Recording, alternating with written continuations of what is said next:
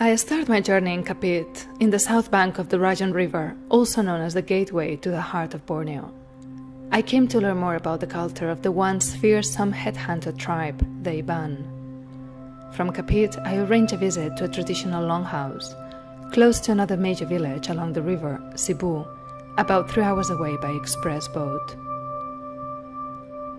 On my way, I learned that a special ceremony is being prepared to honor my arrival. It will be hosted by the owner of the house inside the longhouse, where I'll stay overnight.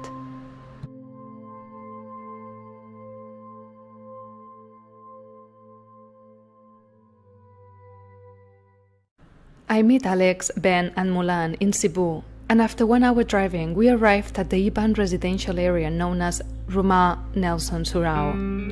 The longhouse I'll stay in is very antique.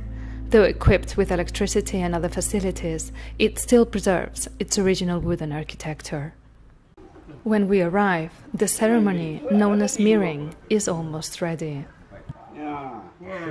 Sudah ngari ke University benua Tasir ada ya dari Spanyol namanya Isabel.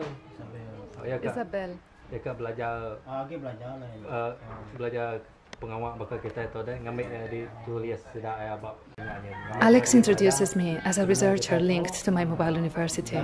He explains that I am there to learn more about the IBAN culture. We are having a Miriam Tujua, a basic ceremony for welcoming special visitors. Miriams can be done for different reasons: to celebrate the harvest, to bless a soldier that is sent to war, before a marriage, or even if a member of a family is suffering from persistent nightmares. We say that is a Miriam Tujua because there are 7 dishes per row. For a soldier protection, for instance, there would be 9. All dishes contain rice, in different varieties. Another 2 important elements are rice wine and eggs.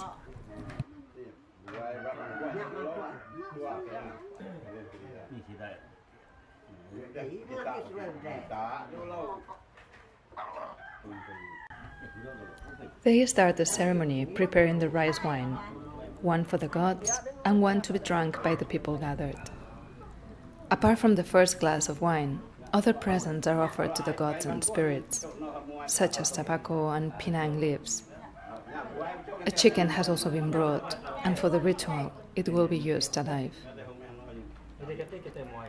The lady on the right is the daughter-in-law of the wise man hosting the ceremony.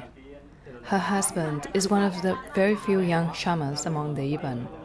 In his 20s, he became very ill, and in his dreams, he was given 3 choices: dying, being paralyzed for the rest of his life, or embracing his gift and become a shaman.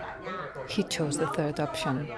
His father, the ritual performer, even when he's not a shaman, he's still gifted, and began celebrating ceremonies after receiving messages from the IBAN omen.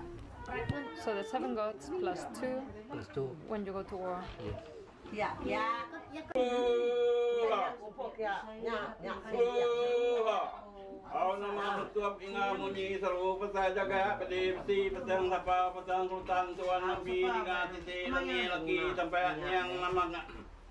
Betup ingat dengan seru pasal jaga mit bangga pasang sapa pasang sultan tua raja ningan nanga lubala yang mak mau menyai ruai yang mau tatai penyai sang nama idiot.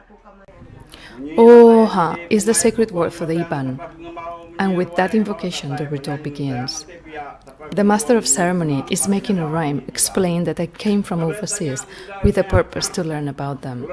He invokes the father god, the mother god, the grandfather god, and the grandmother god. He addresses the gods to express his gratitude for my visit.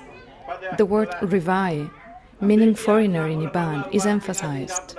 I wasn't aware at the moment that my presence there was seen as a message of hope from the gods, to let them know that the children in the community will be successful, will be able to have good education, and will have the chance to go overseas one day.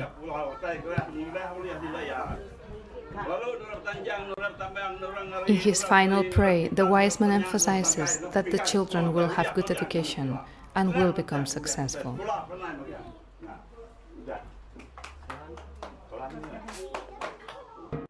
After the mirroring, it's time for joy and celebration. Everyone, men and women, dance. Children are allowed to stay, even when it's late at night. It's a special occasion.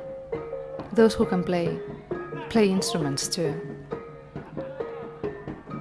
We are now in the main corridor of the longhouse, outside the door where the mirroring took place. What is hanging from the ceiling on the left are the skulls of 11 warriors, some of them Japanese soldiers from the Second World War, some older than that. On my way to the longhouse, I had been strongly warned against taking pictures or recording the skulls before the mirroring. I could only do that once the spirits were praised and the gods were present. IBAN dancing resembles animals' movements, and it requires more technical expertise than imagined from a first impression. There isn't a shortage of alcohol tonight. When IBAN celebrate, they do it big. And they even challenge each other. Gods are present, you have to be strong, Alex told me at some point.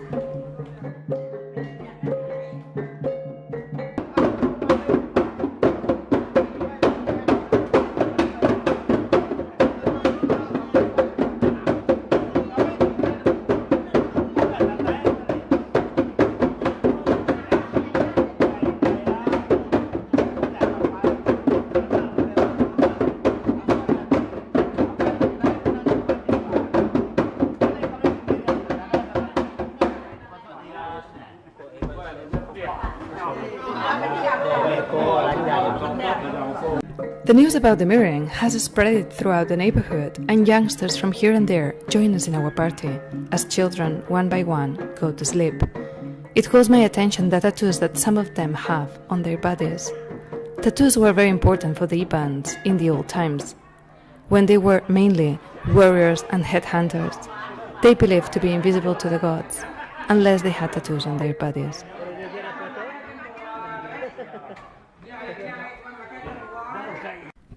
This is a major tattoo in the IBAN iconography. It's generally worn on both shoulders, on the front. This other is intended to protect the headhunters from losing their own head. It is said that, when made on someone's neck, this becomes invulnerable to weapons. Tonight I've heard 1,000 stories about the fearsome IBAN, and I've had a chance to contemplate 11 skulls that give good testimony of their fame. But I leave this place with a sole impression of having been spoiled by the most warm, friendly, happy, and hospitable people that I've met in a long, long time.